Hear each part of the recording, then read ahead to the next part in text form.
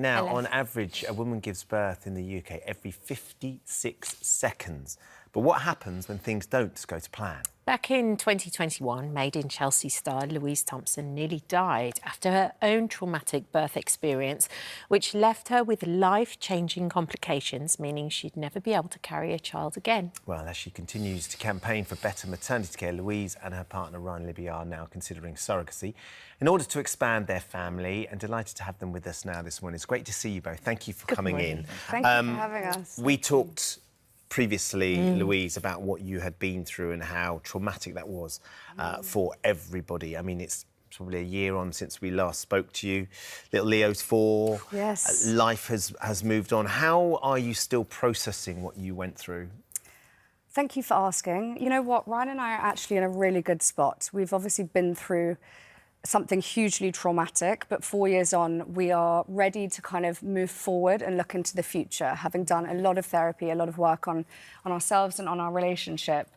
And we feel excited for the next chapter. I feel so grateful to be in a position where I've had an amazing support network. And I've got to a place today where things are really looking up, and I really want to kind of speak to any of the women out there who have recently given birth. It was actually this morning I was sat at a cafe, Ryan and I went for a quick coffee to kind of quash the nerves before doing this, and a woman came up to me and she just had her second and she burst into tears. And she was obviously, you know, 3 years kind of behind me and still in the trenches, and it gave me that kind of like impetus to keep pushing forward and to keep kind of continuing the message to women that there is hope at the end of the tunnel, but it's not always easy. No, because I remember you coming in and talking about just how traumatic it was, and I just felt for you so much. But it's not just that moment, it's then going forward as well, because quite often then it's really difficult to bond too. Totally. It has such a physical toll on the body, Yeah. a mental toll, a toll on the entire kind of family unit. The relationship that we had is now, you know, we're really united and we're in such a good spot now, but Ryan's seen things that he should never have seen. He's seen me with tubes coming out of every orifice. He's had to wash me, take phone calls for me. He's had to live a life for me and kind of be a full-time carer for myself and also our little boy. And yes, things were definitely slow on the bonding front at the beginning, but I think 4 years in now we're like a really happy unit. I think, Ryan, one of the things is that we've been chatting in the break, and it's exciting because Leo's 4 and he's about to go to school and he's at nursery, and it's easy when we look at you to think everything's rosy, but that period must have been really, really tough. I mean, physically tough for Louise, of course, but so mentally difficult for you to not be able to do anything other than to sort of support in some way. Yeah, that first year in particular was so traumatic. And in truth, it's taken us a long time to get back to this position now. Leo's 4, it probably took 2.5, if not 3 years, to get back to some sense of normality. But that first year, oh my gosh, I mean, Louise was really just unwell in every way. And she was so removed because she couldn't quite cognitively put things together in her mind just because of the level of trauma and things that went wrong. So to try and steady that ship and keep it moving, it took chunks out of me. I remember you coming on and talking about that moment and the position that you were in, where it was like, oh my goodness, I'm going to leave the person I love, and you're going through both simultaneously at the same time. So is your automatic reaction to go, we don't want... You must have had to really work through baby number 2. Oh, yeah, no, I did. And thinking whether you wanted that to happen or not, purely because of the trauma that you'd already been through. I think it's a protection thing. For sure. Not just for me, but for Louise and for Leo. Yeah, it's taken a... And maybe in some ways I'm still accepting, you know, the routes that we're exploring now to expand the family. None of it feels quite right in my heart, but I know that, you know, we as a family, and you in particular, deserve that chance to do it the right way, without all the pain. Louise, you can't, though, unfortunately, because of what happened first time around, you can't carry a child yourself now. That's no longer feasible. No. So you're talking about other options. and discuss how you could potentially have another child and expand your family, which is such a wonderful unit. And that's been sort of complicated, isn't it? Yeah, it's definitely been a long process. I mean, it's been a lot to wrap our head around. We've left no stone unturned. We've had so many appointments. We've explored all areas. I even had a conversation with a guy who has been performing womb transplants, and there's been a lot in the news lately about these amazing babies, beautiful babies that have been born from the first ever womb transplants. And that is not an option for me. And there are a lot of things that, sadly, because of our birth experience, that aren't an option for us. And so surrogacy is not a word that I ever thought would come into the umbrella of our world. But it's a route that is afforded to people like us that have no other options. And so we feel really grateful for the people out there that do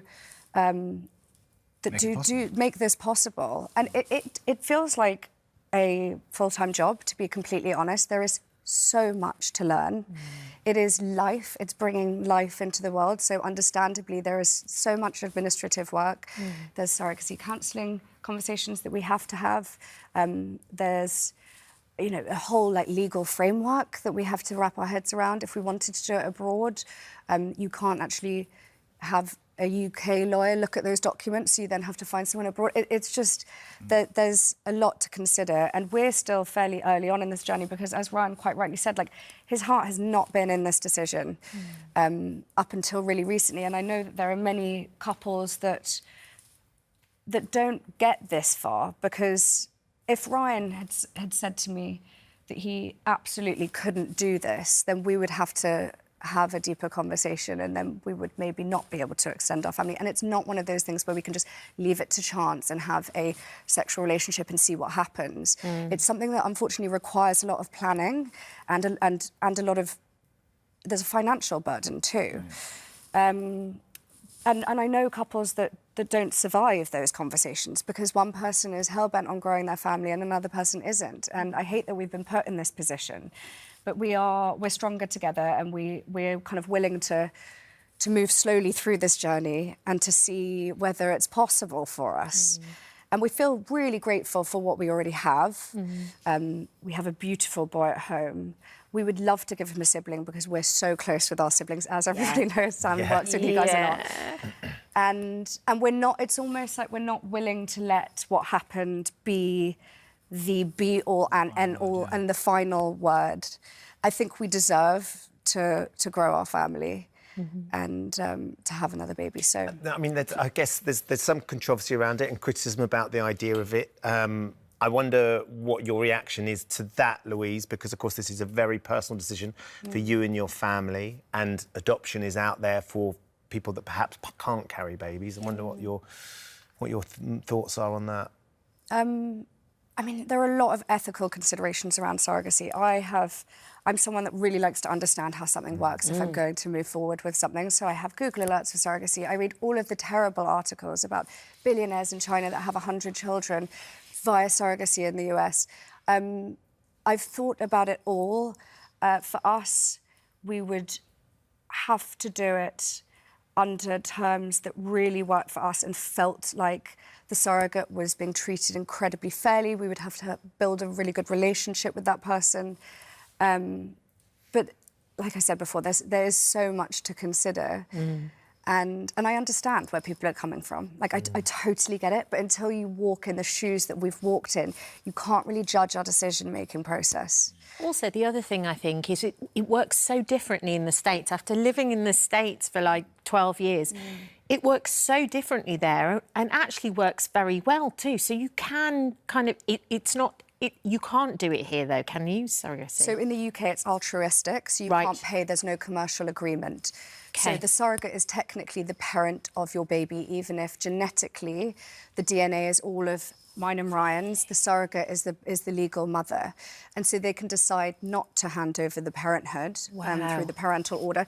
It's very, very rare that contentious issues happen, whereas in the States and there are other countries. Like Ukraine, but obviously the war has broken out.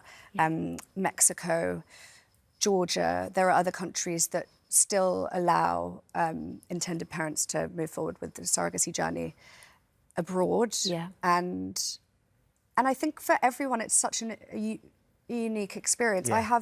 It's a small network of people, because obviously it's still such a rare phenomenon. But I know a couple of people. I have a friend who was born without a womb, so she's done surrogacy here. I have a friend who battled 30 rounds of IVF. She lived in the US. I was at prep school with her, and she forged her way through a very expensive surrogacy journey in the US, because it is prohibitively expensive. Yeah.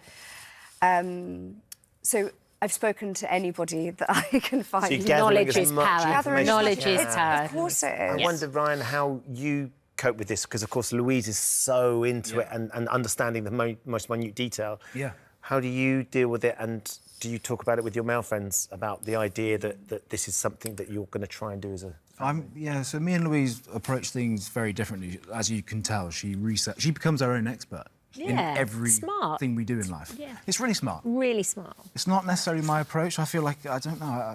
I don't know if it's, again, a protection thing, or if I operate better. Give me a snippet of what I need to know, and then I'll just roll through the rest. I haven't had that many conversations with male friends on this one. I don't know. For me, it's not just any old thing. This is a really huge. It's a huge thing for me to digest and compute and get my head around. You talk about it on your podcast, though, don't you? We do, yeah. But that's actually really helpful for me. Well, probably both of us, but for me in particular, to have that conversation, to start. Understand? Yeah, it's actually an opportunity for us to sit down every Wednesday, because as I'm sure you guys know, it's like really busy people. And Leo, sometimes you just pass like ships at night. You get home after a long day and you're like, I do not want to talk to you. So it's forced therapy. And I educate Ryan. He nods a lot. That's fine. Yeah, you do. But we do talk about other things that are a lot more fun as well on the podcast too. It's the sort of the fertility journey is a red thread throughout, and then we have some more light-hearted moments as well. Well, we wish you the very best of luck. Will you keep us informed? Yes. I'm sure Sam will anyway. Once he's got off his vocal cords, he will for sure. Thank you for coming on the show. Thank you for coming, and good luck.